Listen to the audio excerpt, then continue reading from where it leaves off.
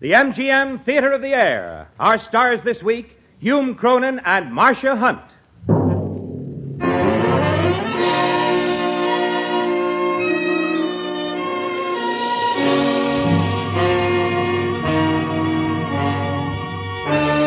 Ladies and gentlemen, your host, Vice President of Metro-Goldwyn-Mayer, and distinguished writer of many of your favorite hits of Broadway and Hollywood, Mr. Howard Dietz.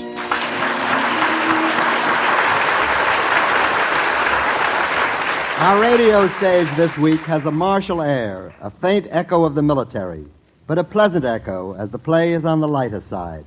The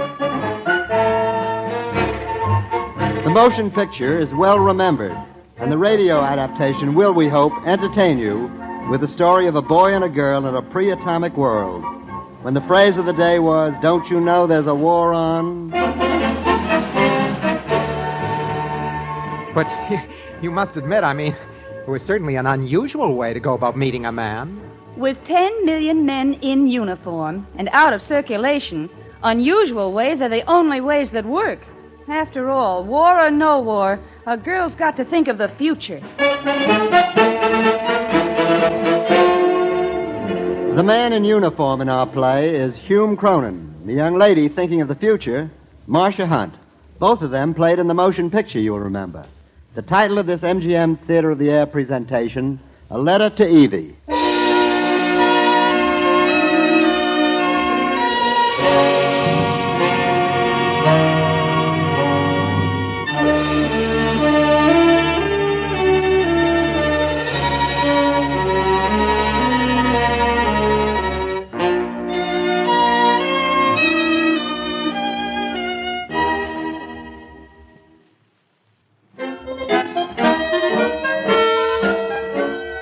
A letter to Evie, a letter that has its inception in the front office of a shirt manufacturing company in Brooklyn. Plant manager DeWitt Pynchon sits behind his desk. Private secretary Evie O'Connor stands nearby. A factory employee faces them, definitely on the carpet. Now then, Miss... She's Miss Jenkins, Mr. Pynchon. Mabel Jenkins. We have a business here, a shirt manufacturing business, and there's a war on, Miss Jenkins. Oh, don't I know it? Hush. We have a contract with the United States Army that specifies 600,000 shirts, sizes 13 to 18, sleeve lengths 28 to 37. However, Miss... Jenkins, Mr. Pynchon. Mabel Jenkins. However, there is no mention in our contract of personal letters inserted by our employees into the shirt pockets intended for the presumed recipients of said shirts. What'd he say, Miss O'Connor? Just listen and take it. I have here a letter written by you and put into the pocket of one of our shirts. Read it, please. Have I got it? Please? Dear Big Soldier, I know you must be big to be able to wear a size 16 and a half shirt pre-shrunk. I have always liked big men, especially when they're brave and serving their country. I'll be waiting for your answer, Big Soldier, at 7:22. That will do. Well, Miss Jenkins? Does sound a little corny, don't it?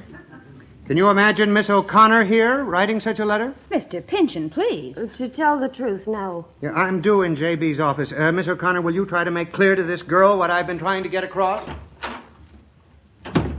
Look, I've been Mr. Pynchon's private secretary for 4 years. He's only thinking of your own good. It's for my own good to get me a man.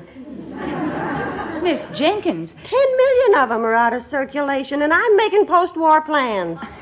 But Mr. Pynchon says that Oh, if a girl... Pinchy. He's my idea of a tired turtle. Indeed. That will be all, Miss Jenkins. Say, wait a minute. You're not... You and Pinchy aren't... I'm sure I don't know what you mean. Mr. Pynchon is my employer, and I respect him as such. Oh. No, men aren't that scarce. Pinchy. Can you imagine romancing with that? Miss Jenkins... I'll bet it'd be like kissing a nice, fresh halibut. Tell your boss next time I'll try not to get caught. Writing a letter and putting it in a shirt pocket. Of all the ridiculous, childish, romantic... What does she say? Dear Big Soldier, I know you must be big to be able to wear a size 16 and a half shirt pre-shrunk. The idea. I'll be waiting for your answer. JB wants this Army directive dated 10:25 a.m. instead of 10:15 a.m., Evie. Now, where's that telegram? DeWitt, Yes, Evie? kiss me. What? Please. Here? Now? You wanted to last night. Oh, Evie. Darling, Evie, you will marry me, won't you? Won't you? I've waited so long, so patiently, so... Why are you looking at me like that? I was thinking of halibut. Thinking of what? Pynchon, Yeah, yes, dear. Yes, JB. where's that telegram? Coming. You better wipe off that lipstick, DeWitt. Oh, my, yes, yeah. Send that shirt model back to the styling department, will you? Halibut. Dear big soldier, I know you must be big. Well, why not? What's there to lose? Make up your mind, Evie O'Connor. Either it's settled for DeWitt, or... Dear soldier, did you see the movie Wuthering Heights? Sometimes I feel just like Kathy, the heroine. I lead a very conventional life, but sometimes I'd like to do all the wild, impulsive things Kathy did.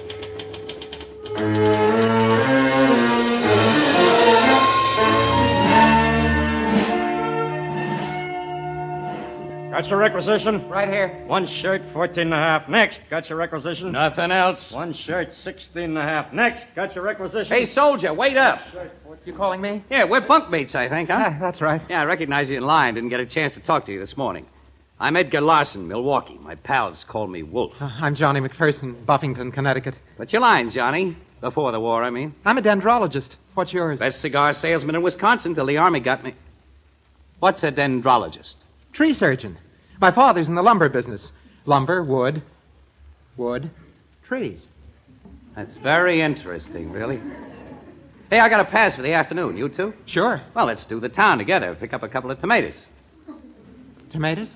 Yeah, you know, lollipops, mice, pigeons. Oh, girls! You got it, pal. Hey, give us a cigarette, will you? Sure. I got matches here somewhere. Hey, hold the shirt for me, will you? Hey, something fell out of your Oh, pocket. what do you know? Looks like a letter. Huh, it is a letter. Must have come with a shirt. It's from some dame. It just won't let me alone. Oh, get a load of this. Dear soldier, did you see the movie Wuthering Heights? I did. That was my favorite movie. Sometimes I feel just like Kathy, the heroine. I lead a very conventional life. Uh-oh, that's all, brother. Wait a minute. You're not going to throw it away. Here and now, pal. I got more mail than I can answer. But she sounds like a nice girl. Nice and lonesome. Kind's dangerous. They got in mind marriage, period. Besides, I didn't like Wuthering Heights. It's too deep. Well, come on, let's go. What? Well, we're going to do the town. Well, what about another time, Wolf? I've got to go down to the library this afternoon. The library? You got a pass for the rest of the day and you're going to the library? They're holding a book for me. Okay, ruin your eyes. See you later, kid. Yeah. See you later. Not his letter. Anybody might have got it. Dear soldier, Anybody who wears a size 16 and a half shirt. Sometimes I'd like to do all the wild, impulsive things that Kathy did. Like writing this letter, for instance. I've made up the kind of person you are, soldier. Tall and strong. You must be to wear this shirt. I can see you striding through the night, against the wind and the rain. Excuse me. Perhaps you can't picture your hero catching a cold, Miss... I know you're big spiritually, too, soldier. A man who has time and capacity to see the beauty in life. How do I know that? Oh, because I'm romantic enough to believe in fate. In kismet. Kismet. If you do, too, please write to Eve O'Connor. Well, why not? Kismet.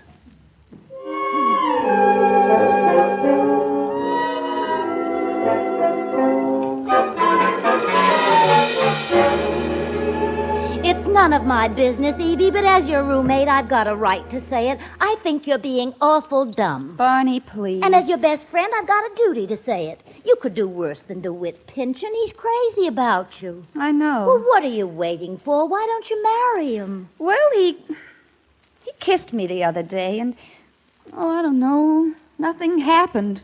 I didn't hear music. Music? You want your love scenes with backgrounds by Toscanini? Oh, you know what I mean. And besides, there's something else. Something or someone? Well, I've started corresponding with a soldier.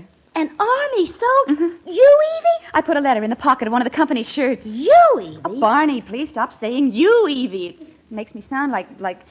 Well, anyhow, listen to the answer. It came today. Dear Eve O'Connor. Oh, his name's Johnny McPherson. He's in Texas. Here, read it yourself. I certainly will. Dear Eve O'Connor, the shirt... It was a size 16 and a half, Barney. Do tell. The shirt fits fine. Just a little tight across the chest. But to receive so beautiful a letter, I'd even squeeze into a size 16. Do tell. Your letter took me back to my lumberjacking days in the great Northwest. The Indians used to call me... What's this? Umpum Warish Taspum. Oh, let me see. Oh, Umpum Warish Taspum. He tells what it means in the next line. The large one who walks alone. All my life, I've been driven forward in search of something. I feel from your letter you're searching, too. Aren't we all, brother? What? Oh, nothing, dear. Just reacting.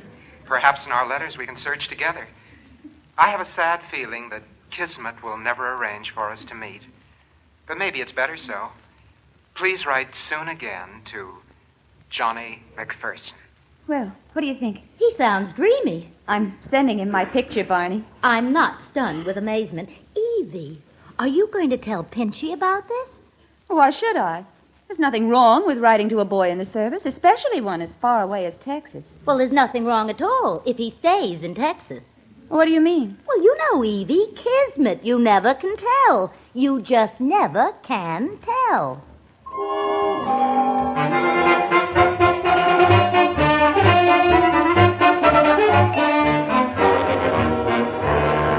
Courtney, Larson, Johnson, Machowski, Larson. Hey, Wolf, don't those dames of yours know there's a paper shortage? Don't blame them, Sergeant. They're in love. Give me the thing. Hamilton, Maloney, Larson, Bressler, McPherson. McPherson, here. Oh, thanks, Sarge. You're welcome. Jennings, Peters, Jones. Hey, Johnny, get a load of this. I want to tell you how grateful I am to you, Wolf Larson. No girl's education is complete until she's known at least one cad. I've met you. My education is finished. Johnny, you're not listening. Hey, your boy's got mail from a dame?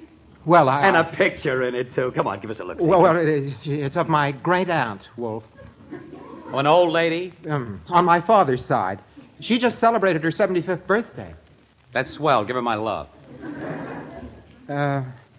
Wolf, Yeah. would you do me a small favor?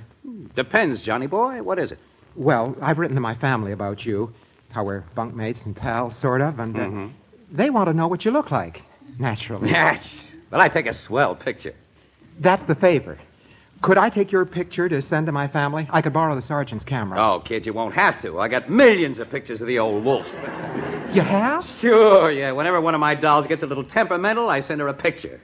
Makes her happy again. And a happy dame is always a quiet dame. You're going to have your choice, Johnny. Well, I'll appreciate it, Wolf. Oh, it's nothing at all. Got an assortment of poses in boxing trunks, football gear, lifeguard, a couple in lumberjacks outfits. Lumberjack? That'd be perfect. Were you in the North Woods, Wolf? No, I had the picture taken in Mitchell Park, Milwaukee. Well, come on, I'll get it for you now, and you can put it in the mail tonight.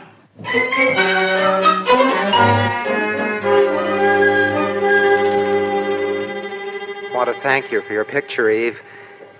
It's as lovely as I know you are. I'm enclosing one of me, taken when I was working in the great North Woods. You know, as I'm writing this, the Recreation Hall radio is playing my favorite piece, All the Things You Are. It's my favorite because it reminds me of you, Evie. It's funny it should be your favorite because it's always been my favorite piece, too, Johnny. Thank you for your picture. It's wonderful. Just how I dreamed you'd look. And it's tucked away safely beside your wonderful letters. No, on second thought, I think I'll get it out and keep it on my bureau, where I can see you every morning and night.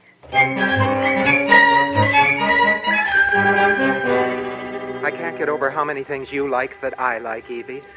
Books, movies, places to go. It's really remarkable, you know. Makes us pretty special people for each other.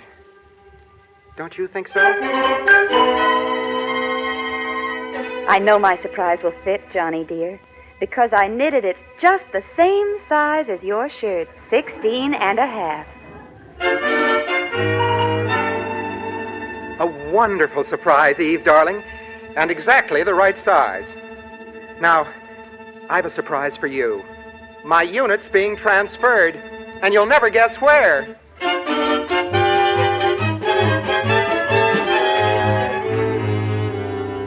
Barney! Oh, Barney! Either you inherited $1 million or you inherited $1 million. Better, much better. Welcome down to earth and tell Mama, child. He's coming. Oh, how nice. Of course, he might be anyone for... You don't mean... Yes. Wouldn't you know? Oh, the world's too small sometimes. When, Evie? His letter just said he was coming to New York. It didn't say when. But it sounded sort of hurried, like he might have mailed it practically on his way. Stand still, please. And anyhow, I feel things about Johnny. You never even met the man or talked to him or said howdy-do. Barney, some people have an affinity for each other. And where Johnny and I are concerned... Oh! He's here. It might be the landlady. It's Johnny, I know it. Let him in. No, I will. Well, tell him there wasn't time to trot out a brass band. Johnny, Oh, yes? I'm Edgar. Hmm? Edgar Larson. A friend of Johnny's. Oh, I see. I expected... Well, won't you come in? Thank you. This is my roommate, Miss Lee. This is a friend of Johnny's, Edgar... Larson. Just call me Barney. Thank you. Just call me Edgar. Jedgar? Just Edgar. Did Johnny come to Brooklyn with you? Well, he came, but at the last moment he got a special assignment. A secret mission. Overseas? Yeah, on a bomber. A big bomber. Oh, no. He asked me to come in his place. There wasn't time to telephone. He did write, but I could bring the letter faster than... So, here it is. Oh, will you excuse me while I read it? No, go right ahead. They've been corresponding for quite a while. I know. Oh, there's quite a bit about you in this one, Edgar. Well, He certainly thinks a lot of you. Well... I think a lot of Johnny, too. Let me read you this part. Oh, no, please. Oh, don't be so modest. Go ahead, Evie. Well, he calls you his best friend. Let's see now. Oh, here. I know he's not much to look at. Oh, why, I don't agree with that at all. Well, big nose. But inside, he's true gold. He understands about us. I hope you'll make his furlough as pleasant for him as possible. Isn't that like Johnny, though? Isn't it? Always thinking about others. Didn't I tell you, Barney? You told me. Well, since Johnny isn't here, Private Larson, will you give me the honor of your company this evening? Johnny told me you were wonderful. You two will have a wonderful time, I can see that. We will, won't we, Edgar? I'll listen, and you'll tell me everything you know about Johnny McPherson.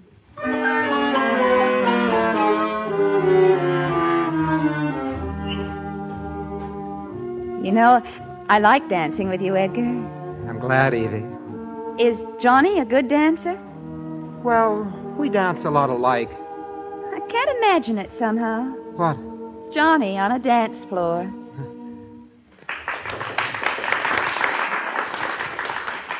It's funny, I always think of Johnny, well, striding along with the wind blowing his hair, or standing on a mountain crag silhouetted against a full moon. Sounds like a book jacket. What? Well, I mean, Johnny does do ordinary things, sometimes. Oh, I'm sure he does. You want some more coffee?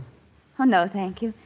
You probably think I'm silly. Oh, no. Believe me, I don't, Evie. Oh, I'm just romantic, really. I wouldn't want you any other way. Too few people nowadays take the time to be romantic and sentimental. Well, that's funny. Oh, it's serious. A very serious lack in our modern society. No, I mean, Johnny said exactly the same thing in one of his letters. Well, I probably picked it up from him.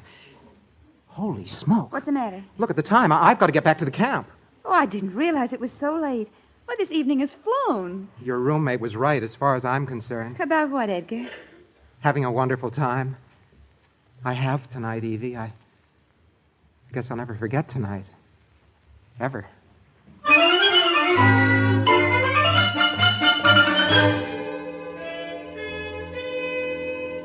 Hey, Johnny. You asleep? No, I can see you're not, pal. Lying there dreaming with your eyes open. What do you want, Wolf? I was looking for some toothpaste this afternoon in your stuff. All right. Yeah, I found the toothpaste, thanks. Okay. Also, I found something else, pal. A letter. What? Take it easy. You'll wake the guys. I didn't read it, but I saw the envelope. Return address, Eve O'Connor. Care of that shirt. Why, you big... Take it easy. Pipe down, will you? I recall that address, pal, on a letter that was in my shirt. On a letter that you threw away. Well, then I got to thinking. My picture you wanted for your folks and your great aunt's picture, age 75. You little Romeo. I didn't think you were up to it, pal, honest. What's she like? Not one of your tomatoes or lollipops or mice. Stringy hair and glasses. Yeah, that's right. Stringy hair and glasses and a whiny voice, too, Wolf. Well. Wolf, was there a picture with that letter? It was, pal. Wolf, listen. I'm asleep, pal. If you say anything to anybody about this... I said I'm asleep. Shh, sound asleep. And dreaming most pleasant dreams.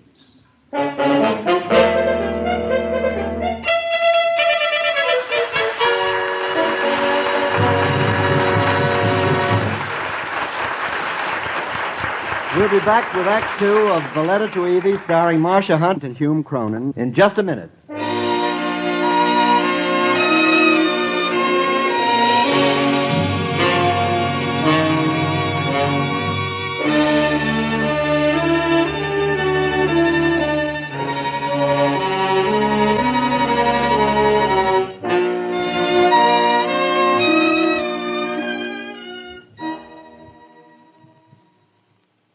Now, Act Two of A Letter to Evie, starring Marcia Hunt and Hume Cronin. When Evie sent her picture, Johnny sent a posed portrait of his massive, Adonis-like buddy, Edgar Wolf Lawson, to sustain Evie's illusions about his diminutive self. When his unit is transferred to Evie's hometown of Brooklyn, Johnny calls on Evie masquerading as Wolf. A confusing deception and fraught with inflammable situation.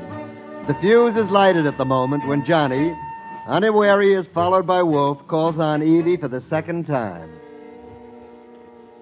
Edgar, why, how sweet. Hyacinths. Well, you wrote they were favorites. Johnny told me. Oh, it was very thoughtful of you to remember, wasn't it, Barney? I think Edgar's a love. I looked up the movie page in the paper, Evie. There's a revival of Wuthering Heights playing, and Johnny said you liked the picture a lot, so... Oh, we'd love to go, wouldn't we, Barney? Well, Edgar and you'd probably rather be alone. Why, that's ridiculous. Oh, sure. We'd enjoy having you along. Sure. Well, I haven't been to a movie this week, so if you're sure you don't mind... Now, who can that be? Maybe you've got a date you forgot about. Oh, don't be silly, Edgar. I'll get it. Get my coat while you're there. It's in the hall closet. All right. Yes, who did you... Oh! What's wrong, Evie? Johnny! Evie. It's you. Oh, Johnny, you came at last. Evie, more beautiful than I dared to dream you'd be. What's going on here? You! Hiya, pal. What are you doing here? He's coming in right now. Oh, give me a hat, Johnny. Thanks, Evie. Well, old pal. Just call me Edgar. Edgar Larson. Call you who? What? Oh, sure. Eddie, old pal. You asked me. What did you ask me again? Oh, now we're a foursome. How cozy. Johnny, dear, this is my friend, Barney Lee. I've written you about her. Hiya. Hi. Johnny, you're not AWOL. Who, me? From the secret mission. Oh, it's all right. Edgar told us about it. Edgar? You remember Johnny, the secret mission? The secret. Sure. Yeah, well, it was postponed. That is, the mission was postponed, so I came right over here to see Evie. Oh, I'm so glad, Johnny. Thanks for taking care of things, Eddie, old pal. Glad to do it, buddy. Well, you and me, we've got a lot to talk about, Evie. Yes, Johnny, haven't we? Come on, Edgar. What? Can't you see they're dying to be alone? But I... We'll go up on the roof, all right, Edgar? There's stars and a moon. Take it easy, Wolf. Wolf? That's his nickname at camp. Edgar's called Wolf? Well, it's incredible. Isn't it, though? Well, we've fixed up a sort of penthouse on the roof. It's so warm I won't even need a jacket. Come on, Wolf.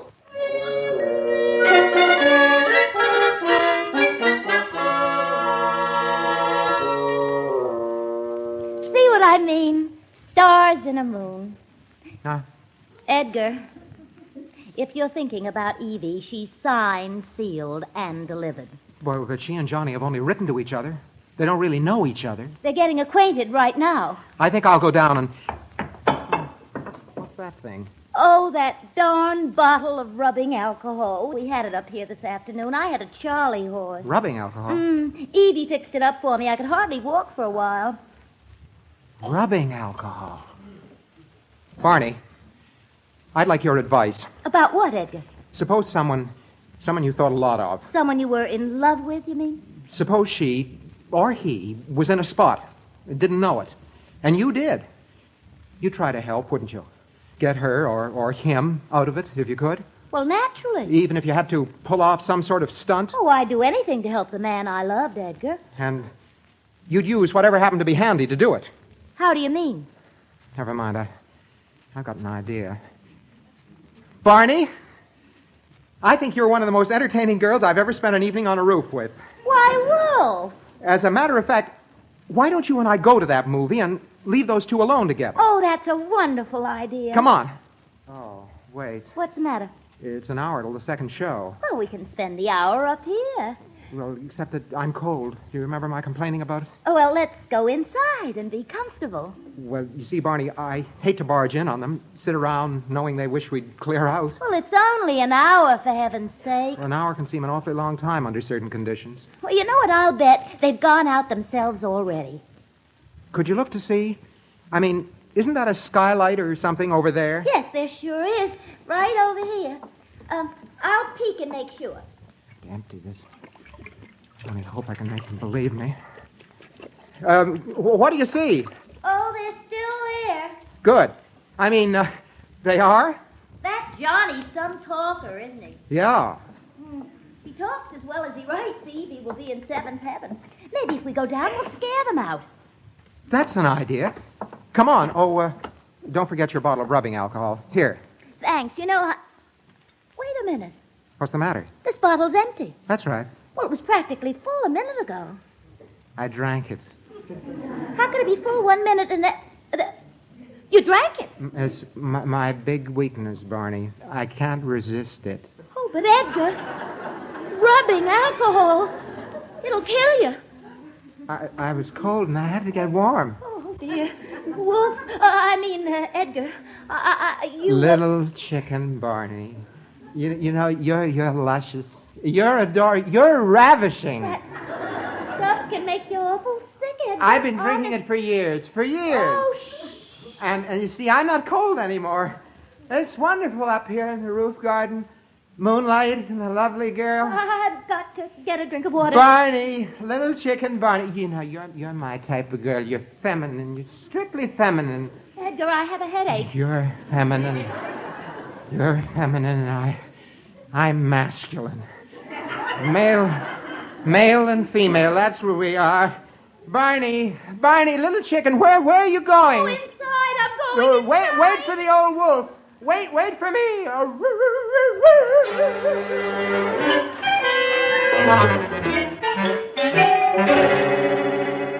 What's the matter, honey? Well, I don't know. It's funny. You can think that you understand all about a person, but you never do till you meet them. Oh. Evie, I've got to make a confession. Yes, Johnny. I'm, awkward with words. Except on paper, that is. I guess because I'm naturally sort of a shy guy. Oh, I'm glad you are, Johnny. Why, I wouldn't like you if you...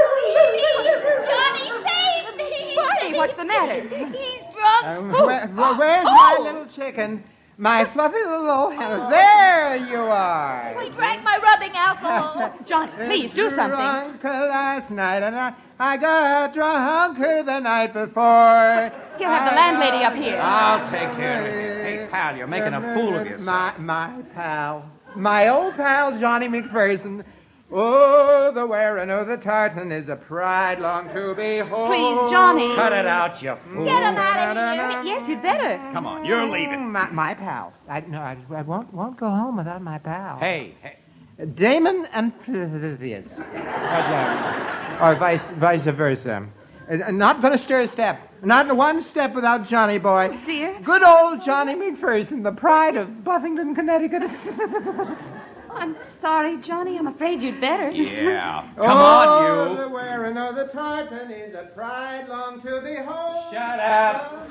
Johnny, will I see you tomorrow night? Wild horses couldn't keep me away. All right, you. Out. What a pity. I feel awful. Such a nice boy. Drinking rubbing alcohol. I wonder what could have driven him to that. I know. You do? What? It was me. He was cold, and I... You what? I resisted him.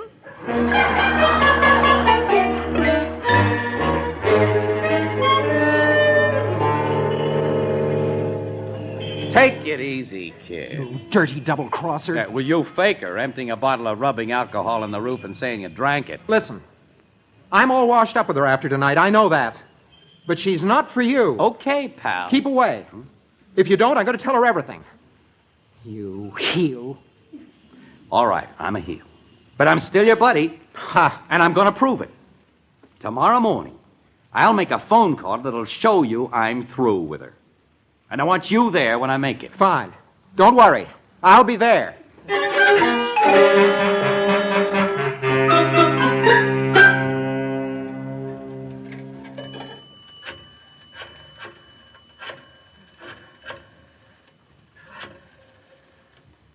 You listen to this now, John. I'm listening. You gave me your right number, It's huh? her office. She'll answer. Shh, wait. Hello? Evie? Yeah, look, I've got bad news. That special assignment is on again. I'm leaving in 10 minutes on a bomber. I'm disappointed, too, but you know. Say to her, that's kismet. That's kismet. Okay. Goodbye, Evie. She's all broken up. Not as bad as she would be if she knew you better. Well, she's all yours now, Johnny. Call her up. Make a date. Yeah. She'd want to make a date with me after last night, wouldn't she? Well, tell her you want to apologize. Take her to lunch and talk it over. Yeah, that's right. I ought to apologize. Can't take her to lunch, though. My family's due in from Buffington to spend the day with me. Well, another time then. Hey, look, lend me a nickel, will you? I did you a favor. Now I'll do myself one with a cute little trick at Bryant 10031. Sure. Here you are. Thanks, kid. See you later, Johnny. Okay, well, see you later.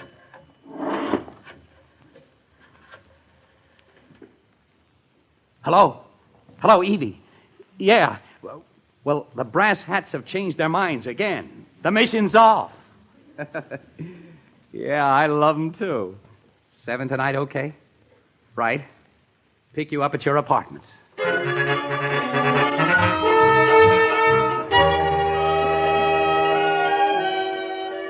My land, such a dinner. Yeah, such a gabfest. You pumped Johnny dry, Mother. That girl you wrote about, your pen pal, Evie O'Connor. Have you seen her yet?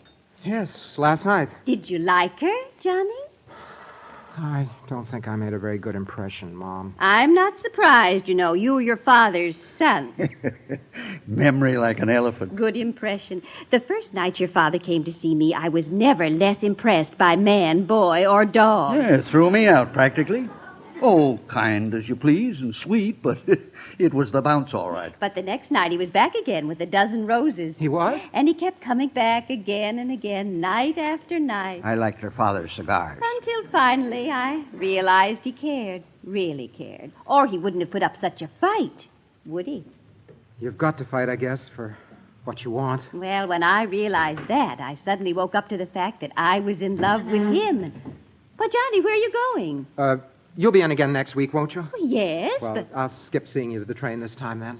Okay? on one condition. But I'm going to put up a fight. Are you, son? You heard what Mom said, Dad. After all, I am my father's son.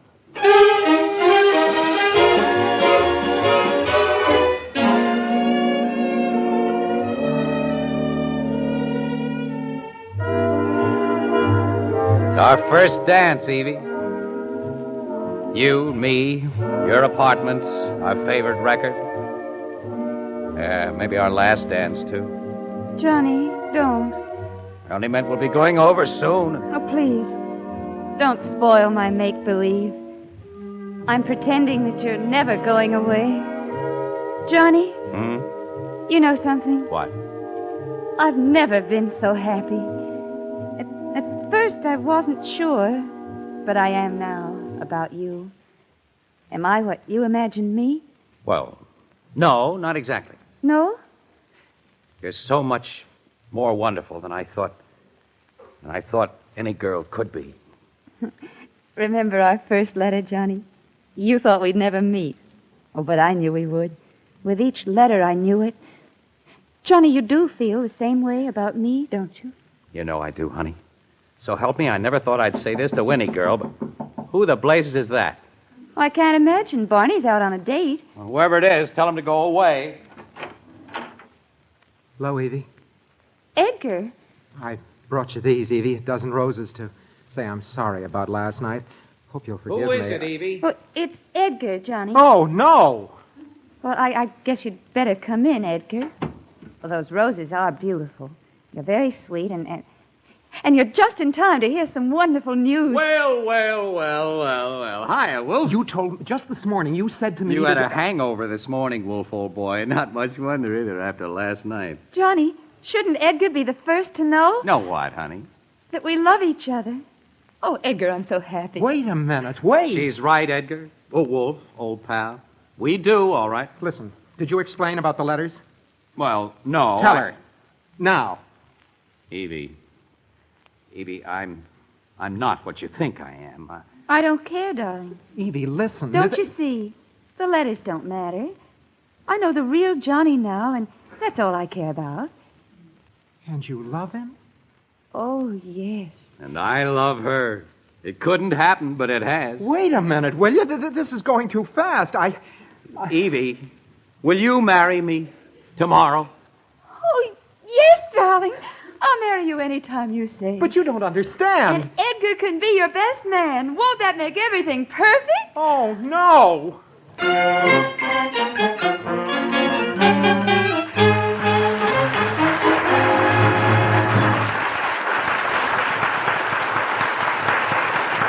Hume Cronin and Marcia Hunt will return in a moment with Act 3 of A Letter to Evie on the MGM Theatre of the Air.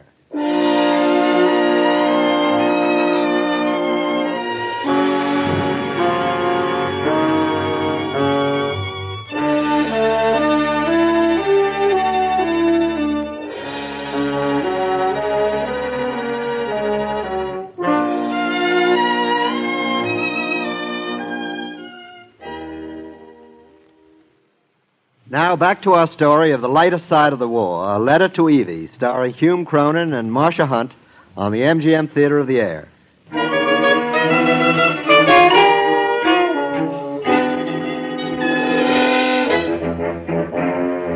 When Private McPherson began a pen-pal correspondence with Evie O'Connor, he made two mistakes. He described himself as a giant of a man, which he certainly is not, and he enclosed a picture of his buddy, Edgar Wolf Lawson, saying it was his own. The result, Evie thinks Wolf is Johnny and Johnny is Wolf.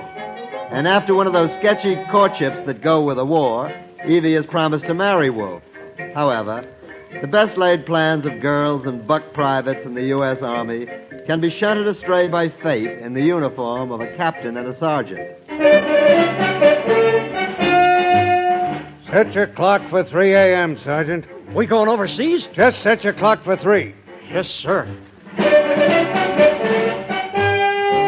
One moment you could be planning a wedding. The next, find yourself seated on the deck of a ship in convoy bound for Europe.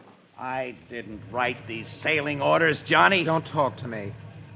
Could I help it if we shipped out the morning I was supposed to marry the girl? I said don't talk to me. I think you'd be glad about it, kid. Oh, sure. Of course, we didn't get a chance to say goodbye or anything. Yeah, but you didn't want me to marry her, now I have I her. didn't want her to be hurt. Now she has been. I didn't write those sailing orders. You said Johnny. that before. Wolf, I'm going to write to her. Tell her everything about you and me. Oh, kid, you can't do that. Can't I? Just watch. You said don't hurt her. And that will, Johnny.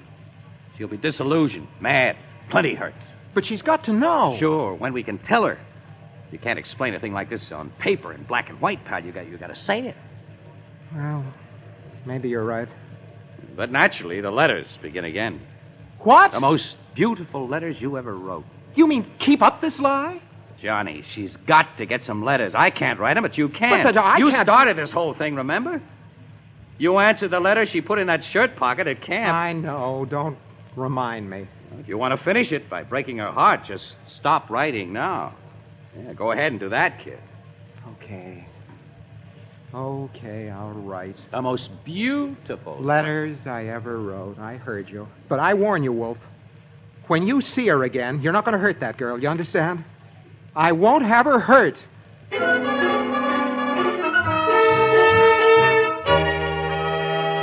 I refer to Directive 76463, Paragraph A, Subsection 3, entitled Buttonholes Stitching Of. Here it is clearly stated that... Evie, you aren't getting my dictation. What? Oh, I'm sorry, DeWitt. That soldier fella sailed 3 months ago. 3 months, 2 days, 14 hours. And you go around dreamy-eyed, acting as if you had a date with him coming up in 30 minutes. It's his letters, DeWitt. His letters? Oh, here, let me read you part of his last one. Evie, my dear, may I remind you there is a war on? We do have contracts to fill supplying shirts to the armed forces. Oh, here it is, listen.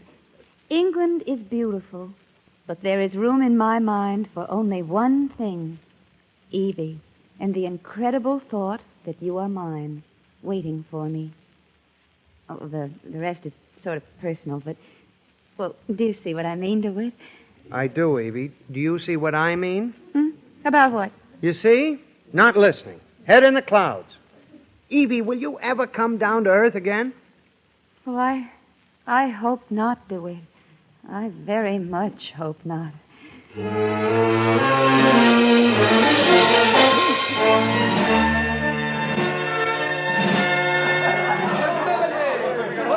Let me through here. Let me through.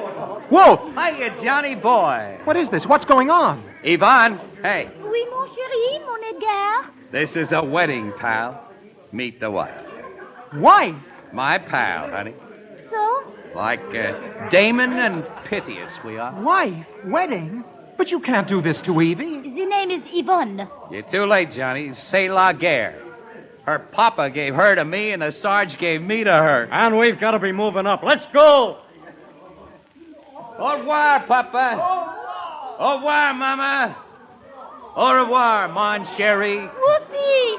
Wolfie, when you come back and take me to Milwaukee? Just as soon as this terrible war is over, baby. Listen, Wolf, what am I going to tell Evie?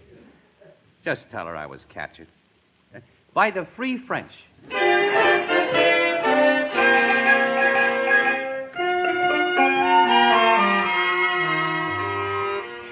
so, darling Evie, we're finally moving up.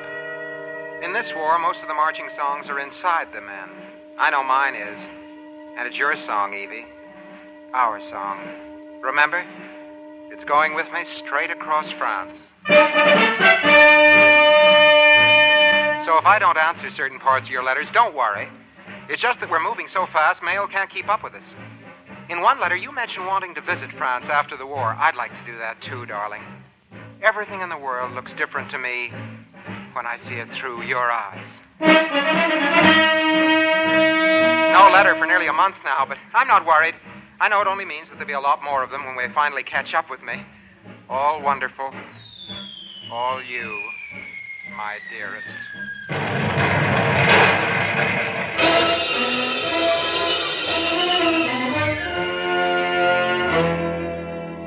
And in conclusion, I shall miss the annual factory picnic as much as anyone, but with a war on... Evie, my dear, you're crying. No, I'm not. Still no letter from Johnny? It's been 2 months, DeWitt. 2 months. He wrote so regularly, and then all of a sudden, they just stopped. And I know something's happened to him. Evie, there's only one solution. I thought of it last night. And this morning, on my way to the office, I decided to do something about it. Here, my dear. What? A railroad ticket? To Buffington, Connecticut. Johnny's home. Oh, DeWitt, I can't. You've got to, Evie. The train leaves tomorrow morning at 9:10, track 4, Grand Central. Oh, but I don't even know if they know about me, that we're engaged, I mean. Well, he's never mentioned them once in his letters since he went away. You want to find out about Johnny, don't you? What's happened to him? Oh, yes. His folks will know. I'll tell you what. You're a casual friend who happened to be passing through Buffington. You just dropped in to ask the latest news of Johnny. Oh, it might work that way. Of course it'll work. Now, go home, take the rest of the day off, pack, and tomorrow morning get on that train and find yourself some answers. Hey,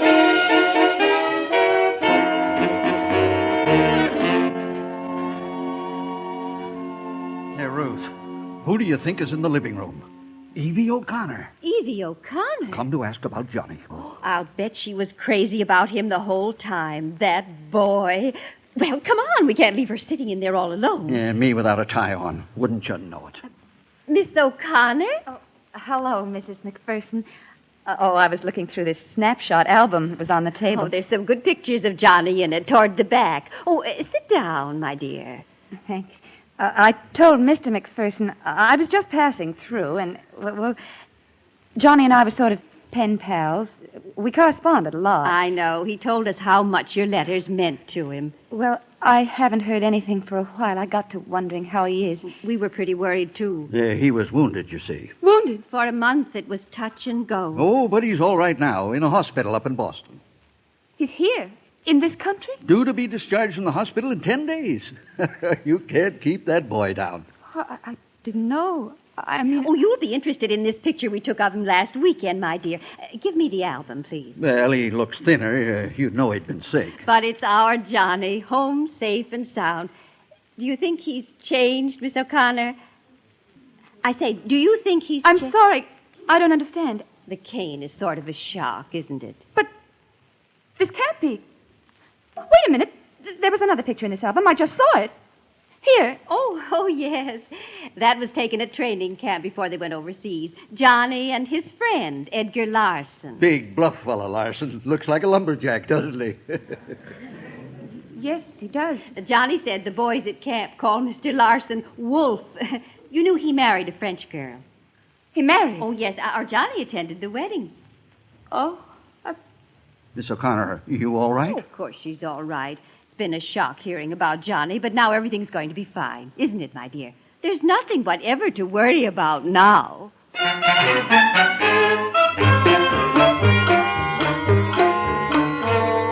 Evie, honey, here. Drink this hot milk. I don't want any hot milk. It'll help you sleep. I don't want to sleep. I just want to die. Oh, that head, that heel. How could he have done such a thing, getting married when he was engaged to you? After all the things he said to me in those beautiful letters. Now, wait a minute. It was the other one who wrote the letters, wasn't it? Yes. He's the one who made a play for me, the dirty little wolf. Oh, Evie, stop crying now. They're not worth it, either of them. All he wanted to do was humiliate me. Who? Johnny. Wolf. Both of them. Say, which one were you in love with? The one who kissed you here that night or the one who wrote the letters? Well, it was with... It was with... No, I mean... Oh, I don't know. I don't know which one. Oh, I hate them both. Both of them. Both of them.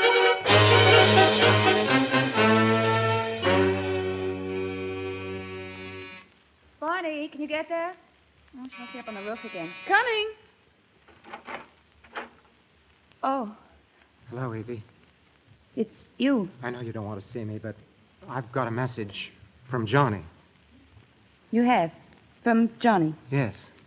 I'd like to hear that. Come in. Evie, I've got bad news. Johnny's dead. Dead? But he died loving you. I know because I was with him at the base hospital. And you were with him? To the very end, he said, Edgar, I want you to take this message to Evie. Tell her I'm sorry we were never married, and give her this. His tag. John P. McPherson. 50241679. And this. Oh, the Purple Heart. He said, tell her I loved her ever since her first letter. I loved her every time I wrote to her. Oh, Johnny. When I finally met her, I thought that she was the most beautiful girl in the world. He meant every word of it, Evie, and most of all, he wanted you to be proud of him. I'm beginning to be very proud of him. You must be, always.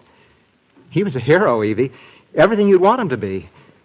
You see, there was a patrol cut off, a combat patrol. Somebody had to get them and guide them back to our lines. And Johnny volunteered to do it. Well, you know Johnny. Yes, I know Johnny. Well, that's all, I guess. I had to come and tell you. Where are you going? Oh, back home. Goodbye, Evie. Wait. I can't keep this. The Purple Heart? But he wanted you to have it. It's Johnny's. I know. And I've just discovered that I love Johnny more than I thought I did.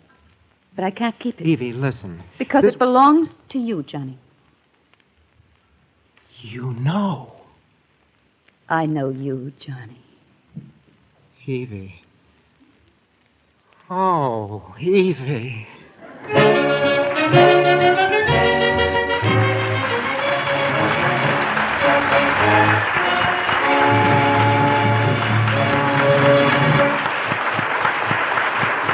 Marcia Hunt and Hume Cronin will return in just a moment.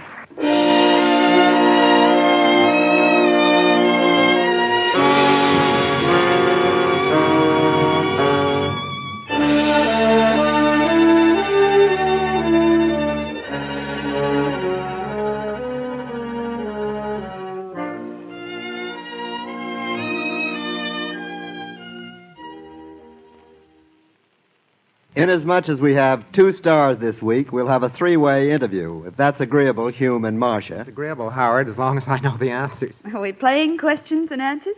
No, this is a drama, not a quiz program. However, I'll ask you a question, Marcia. Did you have a lot of fun playing in the shore play? Oh, yes. The Devil's Disciple was great fun, and that Shavian dialogue is a delight. Well, the MGM Theatre of the Air hasn't gotten around to shore yet, but with actresses like you never can tell. You never can tell. Is that the Shaw play you're going to do? No, I had something in mind like Canada. You'd come in handy in that cast, too, Hume. Marchbanks. Now, that's a character I'd love to play. Yes, and you could play it to the hilt. In fact, for my money, you can play almost anything. Thank you, Howard. As an old MGMer, I must admit that there I did play almost anything. You've been a standby with us. I remember The Postman Always Rings Twice, The Beginning of the End, The Seventh Cross, and other many excellent performances. Hey, can I get in on this? I'm an old MGMer, too. Well, Marcia, you've been on the program before, so I was giving Hume a big turn. Oh, that's fine with me. I'm one of his real fans, too. And I'm one of yours, Marcia. Enough compliments. We're at the end of our rope, so to speak. Thank you, Marcia Hunt and Hume Cronin. Thank you, Howard. Thanks to you, Howard. I've been listening to A Letter to Evie, starring Hume Cronin and Marcia Hunt, adapted for radio by William Kendall Clark. Original music composed and conducted by Joel Herron. The program was directed by Marks B. Loeb and produced by Raymond Katz. The supporting cast included Stotts Cotsworth and Florence Robinson. Ed Stokes speaking.